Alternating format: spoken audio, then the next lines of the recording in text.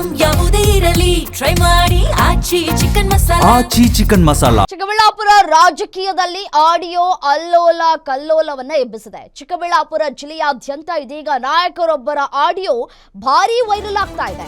ಮಹಿಳಾ ಅಧಿಕಾರಿಗೆ ನಿಂದಿಸಿದ್ದಾರೆ ಎನ್ನಲಾದಂತಹ ಆಡಿಯೋ ಹಲ್ಚಲ್ ಎಬ್ಬಿಸಿದೆ. ಯಾರ ಆಡಿಯೋ, ಯಾರು ಮಾತನಾಡಿರೋದು, ಯಾರ ಈ ಒಂದು ಮಾತುಗಳು ಕೇಳಿಸಿಗ್ತಾ ಇದೆ, ಮಹಿಳೆ ಯಾರು ಗೊತ್ತಿಲ್ಲ. ಜಿಲ್ಲೆಯ ನಾಯಕರ ಪ್ರತಿ ಮೊಬೈಲ್ನಲ್ಲೂ ಕೂಡ ಆಡಿಯೋಗಳು ಭಾರೀ ಸೌಂಡ್ ಮಾಡ್ತಾ ಇದೆ. ಒಬ್ರಿಗಿದು ಹೋಯ್ತು ಅಂದ್ರೆ ಸಾಕು, ಇಡೀ ಜಿಲ್ಲೆಗೆ ಹಬ್ಬುತ್ತೆ.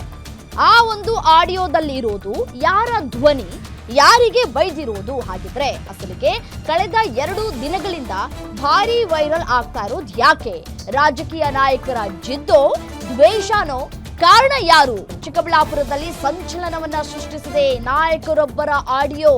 ಯಾಕಾಗಿ ಈ ಒಂದು ಆಡಿಯೋ ಕಳೆದ 2-3 ದಿನಗಳಿಂದ ವೈರಲ್ ಆಗ್ತಾ ಇದೆ?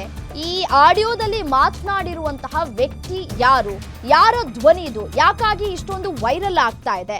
ಅಂತಹ ಪದ ಬಳಕೆ ಏನಾಗಿದೆ ಆ ಒಂದು ಆಡಿಯೋದಲ್ಲಿ ಅನ್ನುವಂತಹ ಪ್ರಶ್ನೆ ಕಾಡ್ತಾ ಇದೆ.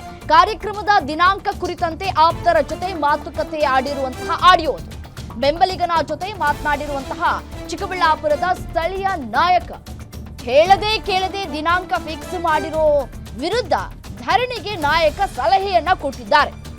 ಅಧಿಕಾರಿಗಳು ಎದುರಾಳಿ ನಾಯಕರ ವಿರುದ್ಧ ಧರಣಿಗೆ ಸಲಹೆಯನ್ನ ನೀಡಿರುವಂತಹ ನಾಯಕ ಹೀಗೆ ಮಾತನಾಡುವ ವೇಳೆ ಮಹಿಳಾ ಅಧಿಕಾರಿಗೆ ಅವಾಚ್ಯ ಶಬ್ದಗಳಿಂದ ನಿಂದಿಸಿದ್ದಾರೆ ನಾಯಕ.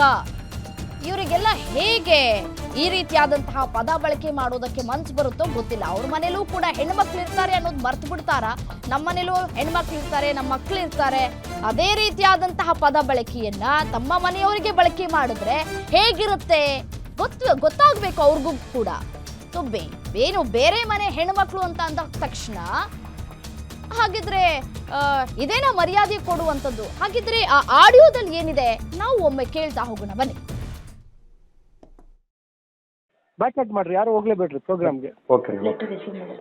ಹೋಗ್ಲೇಬೇಡ್ರಿ. ಆಮೇಲೆ ನೆಕ್ಸ್ಟ್ ಕೌನ್ಸಿಲ್ ಮೀಟಿಂಗ್ ಕರೆದಾಗ ಬರೀ ನೀವೇ ಜಾಡ್ಸ್ರಿ ಇವನ್ಗೆ, ಕಮಿಷನರ್ಗೆ, ಎಲ್ಲರಿಗೂ ಯಾವ್ದೋ ನಮ್ಮ ಮಾತು ಕೇಳ್ತಾ ಇಲ್ಲ, ಏನೋ ಮಾಡ್ತಾ ಇಲ್ಲ, ಕೆಲ್ಸಗಳು ಇವ್ಗೆ ಮಾಡಕ್ ಹೋಗ್ತಾ ಇದಾರೆ, ಬಿಟ್ಟೋಗ್ರಿ ಅಂತ ಅವ್ರ ಮೇಲೆ ಅವ್ರ ವಿರುದ್ಧವಾಗಿ ಬಿಡ್ರಿ. ಅವಾಗ ಅವ್ರ ಪರವಾಗಿ ಸಪೋರ್ಟ್ ಮಾಡಕ್ ಬರ್ತಾರ ನೋಡಿ.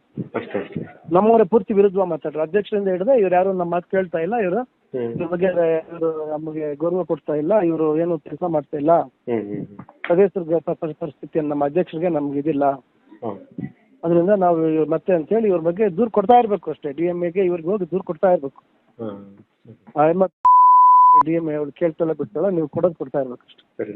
ಇದು ಲೆಟರ್ ರಿಸೀವ್ ಮಾಡ್ಕೊಂಡು ಬೇಡಣ? ಇದು ನೀವು ರಿಸೀವ್ ಕೊಡ್ತಾ ಬಂದು ಅದೇ ಅದಕ್ಕೆ ನಾವು ಕೊಟ್ಟಿರೋದಕ್ಕೆ ಪ್ರತ್ಯುತ್ತರ ಕೊಟ್ಟಿದ್ದಾನೆ. ಲೆಟರ್ ಯಾರಿಗೆ ಬಂದು ಕೊಟ್ಟ? ಅಲ್ಲಿ ಮನೆಗೆ ಬಂದು ತಗೊಂಡ್ಬಂದಿದ್ದೆ, ಇನ್ನು ರಿಸೀವ್ ಮಾಡ್ಕೊಳ್ಳಿಲ್ಲ, ಹಂಗೆ ಇಟ್ಟೆ. ಅದೇ ತಗೊಳ್ತಿರೋ ರಜಾ ಇದೆ ಅಂತ ಹೇಳಿ. ಸರಿ, ರಜಾ ಇದೆ ಅಂತ ಹೇಳಿ ಬುಧವಾರ ತಂದು ಕೊಡ್ಲಿ. ಅವ್ನು ತಂದು ಕೊಟ್ಮೇಲೆ ಆಮೇಲೆ ಇದು ಕೊಡ್ರಿ. ಓಕೆ. ರಜೆ ದಿವಸ ನೀವ್ಯಾಕೆ ತಗೊಳ್ತೀರಾ?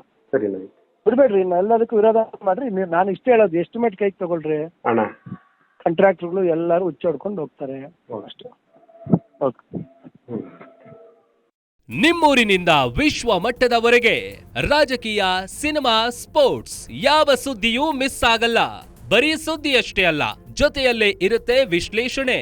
ಗ್ಯಾರಂಟಿ ನ್ಯೂಸ್ ನ ಸಬ್ಸ್ಕ್ರೈಬ್ ಮಾಡಿ, ಫಾಲೋ ಮಾಡಿ, ಕ್ಷಣ ಕ್ಷಣದ ಅಪ್ಡೇಟ್ಸ್ ಪಡೆಯಿರಿ.